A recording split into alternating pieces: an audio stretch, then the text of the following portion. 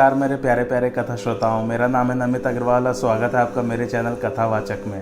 पिछली कथा में हमने पढ़ा था कि सुलोचना को जो है अपने पति मेघनाद का सिर मिल गया था और वो अब जो है सती होने के लिए तैयार हैं। आइए आगे आज की कथा आरंभ करते हैं।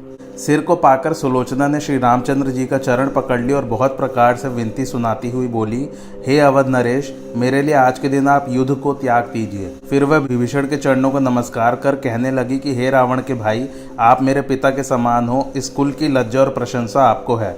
आप उलस्य मुनि के कुल के दीपक हो, इसी से श्री राम की समीपता पाए हो। पहले आपसे मोह के वश हो मैंने अनहित माना, परंतु अब ज्ञान होने पर आपके गुण को पहचान सकी हूँ। आप सुंदर कीर्ति और पुण्यशाली समाज सहित युग युग तक निष्कंटक राज्य करेंगे। आपके स्मरण से लोग सुंदर यश को प्राप्त करेंगे और श्री रामचंद्र जी के चरित्रों के साथ गान करेंगे। इस महान करुणा को सुनकर विभीषण दुखी तो हुए, किंतु समय को देखते हुए प्रकट न कर सके और उसे काल के कर्म की गति को समझाने लगे।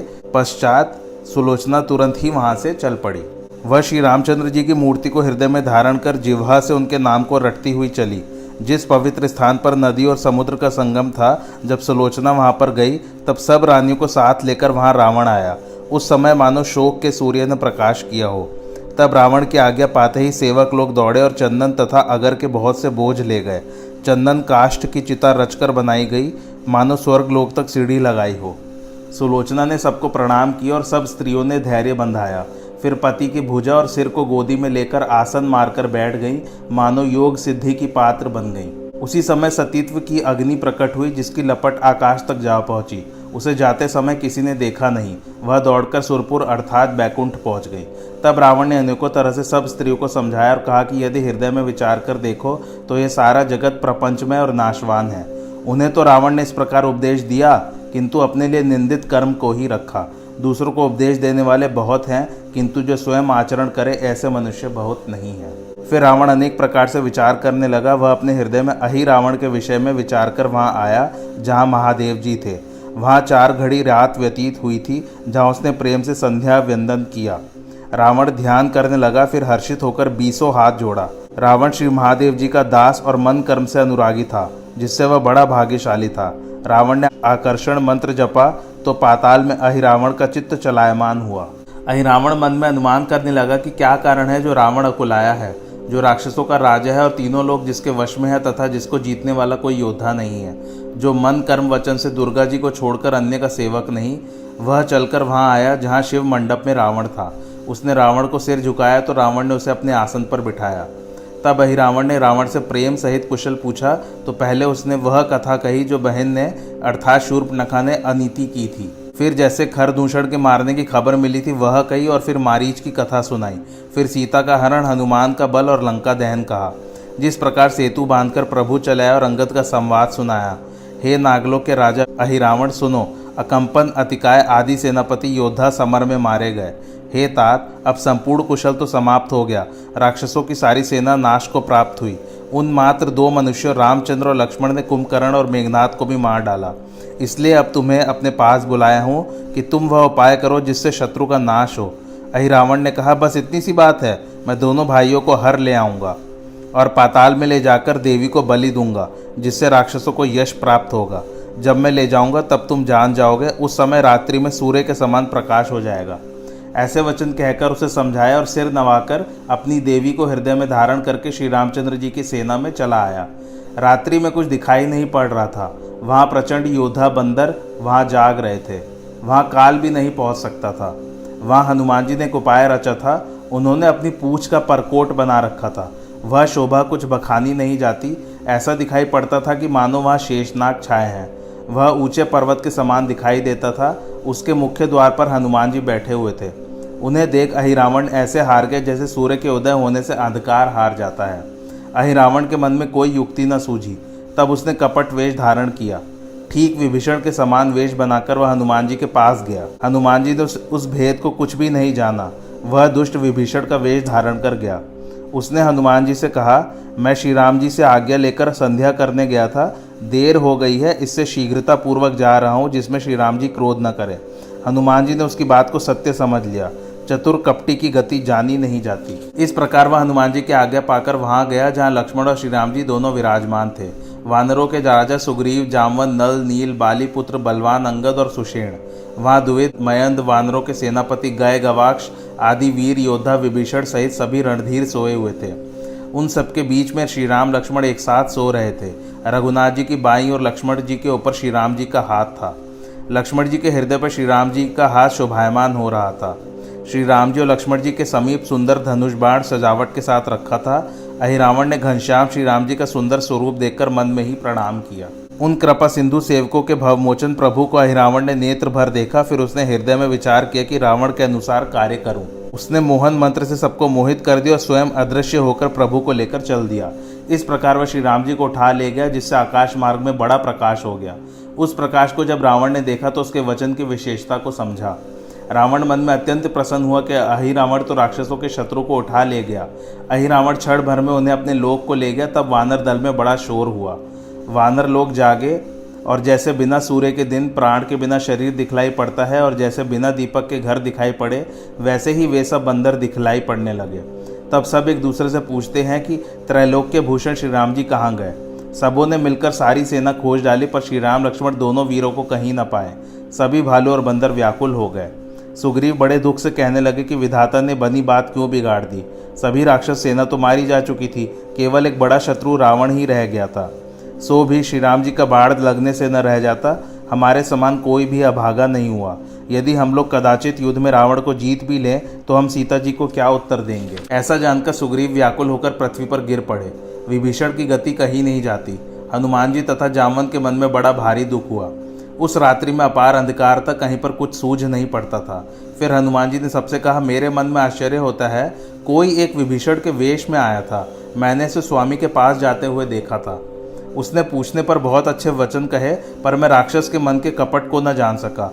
इस बात को सुनते ही विभीषण ने कहा, अवधनाथ को अहिरावण पाताल में ले गया है। वह नागलोक में रहता है, मेरे शरीर के भेष में दूसरा नहीं हो सकता।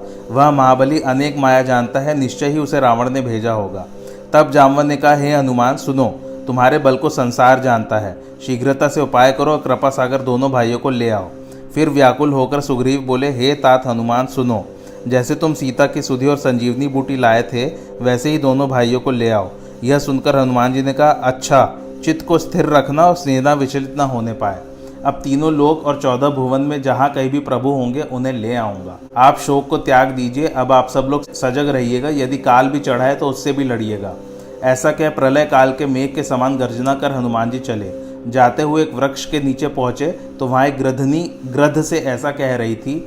वह गृधनी गर्भिणी थी, जो अपने पति से कह रही थी कि तुम मनुष्य का मांस ले आओ, मैं उसे खाऊंगी तो मेरे हृदय को चैन मिलेगा। उसकी बात सुनकर गृध ने कहा, अहिरावण राम जी को ले गया है। वह जाकर देवी को बलिदान देगा। वह मांस वहीं पाएगा जिसका बड़ा भाग्य होगा। किसी उपाय से मैं उसे ला दूंगा। ऐसा कहकर गृध ने अपनी स्त्री को बोध दिया। जब हनुमान जी ने समाचार सुन लिया तब हृदय में रघुनाथ जी को सुमिरते हुए चले। हनुमान जी शीघ्र ही पाताल जा पहुंचे और अहिरावण के नगर में प्रवेश किए। वहां पर द्वारपाल मकरध्वज नाम का बंदर था, जो बड़े क्रोध से डांटता हुआ हनुमान जी से बोला, तुझे डर नहीं लगता है? मेरा तिरस्कार कर रहा है। क्या मुझे नहीं जानता? मैं पवन सुत का बालक हूँ, जो स्वामी भक्त तथा काल के मुख को भी तोड़ने वाला हूँ। इस बात को सुनते ही हनुमान जी को बड़ा आश्चर्य हो गया और बोले, अरे मूर्ख अज्ञानी, मेरे तो स्वप्न में भी पुत्र नहीं है। अरे शठ, क्या तुझे ऐसी बात कहते पाप नहीं होता? मेरी बुद्धि काम के वश कब हुई थी? हे मूर्ख, तू मेरा पुत्र किस कारण बनता है? यह कहते हुए तुझे लज्जा नहीं लगती? तू मेरा पुत्र कैसे हुआ, अपनी उत्पत्ति मुझसे क्यों नहीं कहता। इसे सुनते ही मकरध्वज बोला, हे तात, जब आपने लंका दहन किया था तब चलकर समुद्र के किनारे आए। उस समय आपके शरीर से पसीना निकल रहा था, वह पसीना समुद्र में गिर गया, जिसे एक मछली पी गई, उसी से मैं पैदा हूँ। हे तात, मैं इस प्रकार आपका पुत्र हुआ। मैं अपने माता पिता को नहीं छिपाता हूँ। अब मैं अहिरावण की सेवा करता हूँ तथा स्वामी के आगे से द्वार पर रहता हूँ।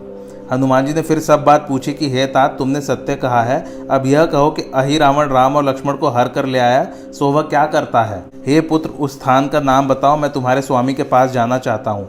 मकरध्वज ने कहा, हे पिताजी, मैं यह वृतांत तो नहीं जानता, किंतु मैंने कुछ सुना है। श्री रामचंद्र और लक्ष्मण को राक्षसों का स्वामी अहिरावण साथ लाया है, सो आज वह होम कर रहा है। शायद वह नागराज उन्हें देवी को बलि देगा। हे पिता, जो कुछ मैंने अपने कानों से सुना है वह सब तुमको सुना दिया, किंतु आप जो जाने को कहते हैं सो मैं जाने न दूंगा, क्योंकि स्वामी की अवज्ञा का अपयश न लूंगा। तब हनुमान जी उसे ढकेल कर चले तो मकरध्वज ने जाना यह क्रोधित है। तब उसने हनुमान जी को घूसा मारा, फिर हनुमान जी ने भी उसे मारा। इस प्रकार एक एक को मारने लगे। दोनों समान बलि थे, कोई कम नहीं था। एक को एक नहीं हटा सकता और हनुमान जी तथा मकरध्वज दोनों ही बड़े वीर थे। तब हनुमान जी ने अपने पुत्र को पूंछ से बांध लिया और विलंब न कर शीघ्रता से चले और छोटा रूप धारण कर हवन घर देखा तो जीते हुए जीव गिने नहीं जाते। वहाँ देवी का मंडप था और रक्त के बहुत से घड़े रखे थे, जिन्हें कौन कह सकता है। अनेक प्रकार के मेवा और पकवान लाकर देवी के स्थान में रखे हैं। वहाँ मालिन फूल लेकर आई तो पुष्प के मध्य में हनुमान जी घुस गए। हनुमान जी पुष्प से भी हल्के हो गए। मालिन उन्हीं पुष्पों को लेकर मंडप में आई। जब वे सब पुष्प देवी पर चढ़े तब हनुमान जी विकट रूप धारण कर आगे खड़े हो गए। तब चरण स्पर्श करते ही देवी तो पृथ्वी में समा गई और हनुमान जी मुंह फैलाकर खड़े हो गए तो उनकी शोभा देखकर भय लगने लगा। दुष्ट राक्षस देवी को प्रकट हुआ देखकर मन में बड़े बड़े विचार करने लगे। वे कहने लगे कि आज देवी साक्षात प्रकट हुई और अहिरावण बड़ा भाग्यशाली हुआ। प्रणाम करके फिर पूजा करते हैं और जो कुछ चढ़ाते हैं वह हनुमान जी के मुख में जाता है। वहाँ कुछ भी सामग्री न बची, हनुमान जी ने सब खा डाला। जब उसने होम को सिद्ध हुआ जाना तो शीघ्र ही राम लक्ष्मण को वहां ले जाकर खड़ा कर दिया।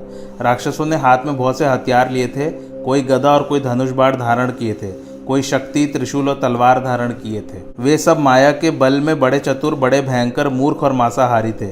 इस प्रकार सब योद्धा वहां रहते हुए रावण की आज्ञा पालन करते थे। फिर आज्ञा पाकर उन्होंने तलवार निकाली और प्रभु को मारने खड़े हुए।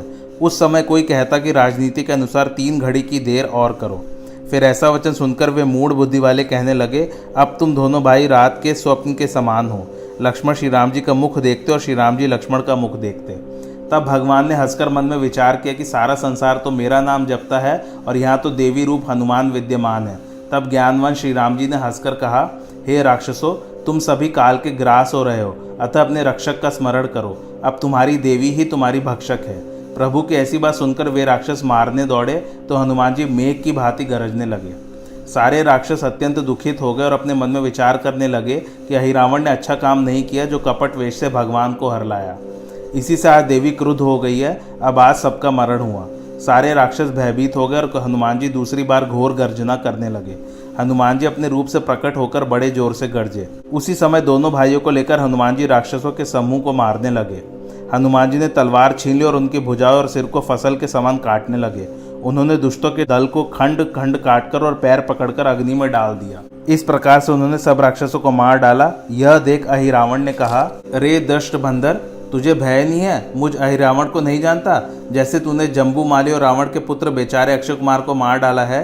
हे हनुमान, मेरे वचनों का विश्वास कर, मैं कालनेमी के समान नहीं हूँ। ऐसा कहकर उसने हनुमान के वज्रव्रत शरीर पर तलवार का वार किया। तब उसी की तलवार लेकर हनुमान ने उसे मारा और सिर काटकर अग्नि में डाल दिया। तब हनुमान उस मस्तक से उसके यज्ञ की पूर्ण आहुति कर लक्ष्मण सहित भगवान को लेकर चले। तब मकरध्वज ने प्रार्थना की तो हनुमान जी ने उसका बंधन खोलकर उसे राज्य दे दिया और कहा, हे प्यारे, तुम यहाँ का राज्य करो और मेरे स्वामी का सर्वदा भजन करो। ऐसा कहकर हनुमान जी अपनी सेना में आए, जिन्हें देखकर सबने सुख पाया। दोनों भाइयों को देखकर सब प्रसन्न हो गए। सुग्रीव चरणों में सिर रखकर मिले, फिर विभीषण ने चरण स्पर्श किया। फिर जामवंत, अंगद सहित रीछ और बंदर मिले। तब श्री रामचंद्र जी और श्री लक्ष्मण जी ने प्रिय वचन कहकर सबका सम्मान किया। फिर वे सब हनुमान से मिले और कहने लगे, हे तात, आपने सबके प्राण रख लिए। हे हनुमान, तुम्हारा यश तीनों लोकों में छा गया। प्रभु का यह वचन सुनकर हनुमान ने चरणों में सिर नवाया और कहा, हे स्वामी, सब आप ही ने किया है, मैं किस गिनती में हूँ। ऐसा सुनकर श्री रामचंद्र जी ने हनुमान जी को हृदय से लगा लिया।